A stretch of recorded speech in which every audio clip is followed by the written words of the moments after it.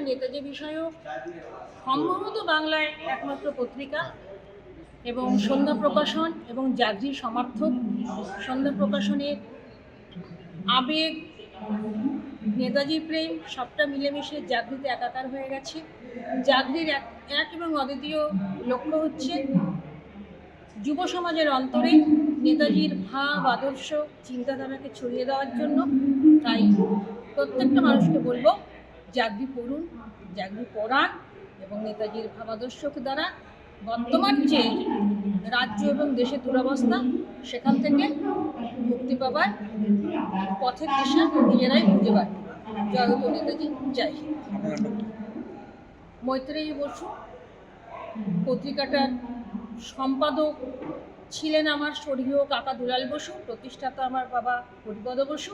60-এর দশকে এই পত্রিকার তথ্য দিয়ে বলছি, এটা 5 লক্ষ সার্কুলেশন ছিল, এবং এই পত্রিকাটা সেই সময়ে আমার বাবা হরিপদ বসু এই পত্রিকায় বিভিন্ন রকম নেতাজির বিরুদ্ধে যে ষড়যন্ত্রগুলো হয়েছিল তার বিরুদ্ধে সোচ্চার হয়ে দায়িত্ব নিয়ে বলছি নেহেরুর সরকারের ভিত কাঁপিয়ে দিয়েছিলেন।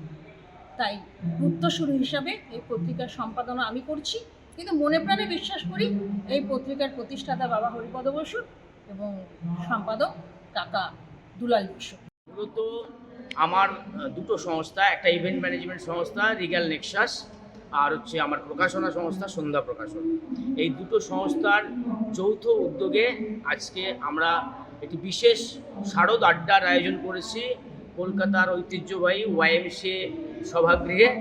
একই সঙ্গে শারদ আড্ডার সঙ্গে আমাদের সন্ধ্যা প্রকাশনের পক্ষ থেকে বেশ কয়েকটি নতুন লেখকদের বই প্রকাশিত হবে, আর তার সঙ্গে কবিতা, গান, গল্প, কথায় আড্ডা চলবে। 2 ঘন্টার আড্ডা, 4টে থেকে 6টা।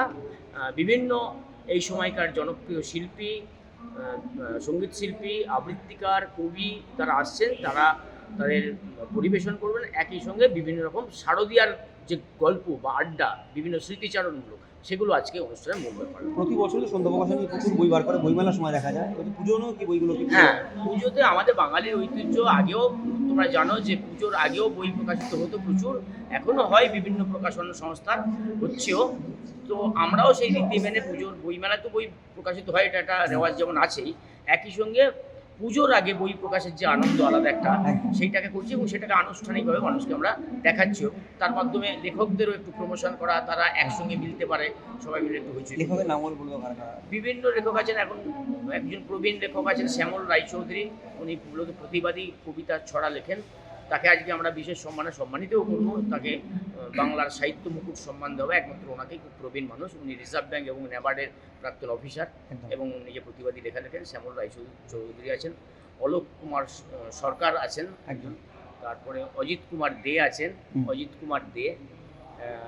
এছাড়াও ওয়াইদা ইয়াসমিন বর্ধমানে থাকেন, খুব দূরে, তার একটি কবিতার বই। অর্পিতা দে, উনি বোলপুরে থাকেন, একজন শিক্ষিকা, তার একটি কবিতার বই। নীলাঞ্জনা হাজরা আছেন, তার কবিতার বই। এরকম অনেক, প্রায় 12-14টা বই আগে রিলিজ করেছে।